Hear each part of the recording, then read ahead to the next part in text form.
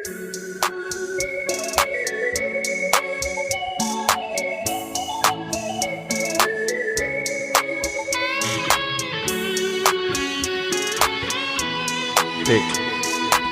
Remix អូនក្រមុំស្រីស្លៀកសំពត់ខ្លីម្លែណោតែអាវដៃខ្លីប៉សតែខ្លួនឆើតល្អបងនាងជិះម៉ូតូចេញពីផ្ទះតាំងពីព្រឹកព្រៀងទៅរៀនមែនទេបងនាងគឺមួយស្រីឈៀងដងសាអូនសំពត់ខ្លីទៅរៀនដែរអីណាបងទៅមិនដាច់បងឃើញបងនៅក៏ដាច់ត្រេកលៀបជីវ៉ាបងទៅរៀនការពិតលួចមានសង្សារណាខ្ញុំគេដើរលេងណាសាលាទៅរាល់ថ្ងៃ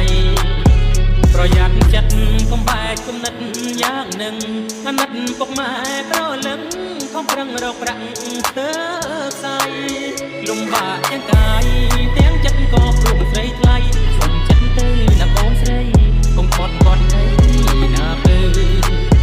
អូនក្រមុំស្រីគិតមើលជាថ្មីទៅនាងឈប់ដើរលេងដើរច្រៀងទៅរៀនល្អជាងកុំនៅជិះម៉ូតូដុក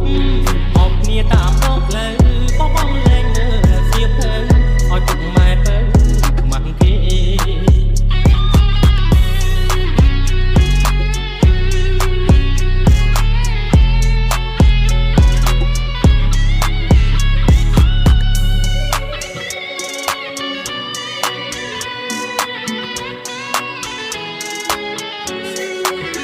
ប្រយ័ត្នចិត្តកុំបែកគំនិតយ៉ាងនឹង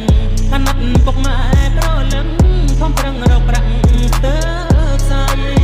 លំបាកទាំងកាយទាំងចិត្តក៏ព្រមស្រីថ្លៃសុំចិត្តទៅណាបងអូនស្រីកុំគាត់គាត់អីណាពើអូនក្រមុំស្រីគិតមើលជាថ្មីទៅនាងឈប់ដើរលេងដើរច្រៀងទៅរៀនល្អជាងកុំនៅជិះម៉ូតូដុកអបគ្នាតាមដងផ្លូវបងលែងមើលសៀវភៅឲ្យពុកម៉ែទៅខ្មាស់គេ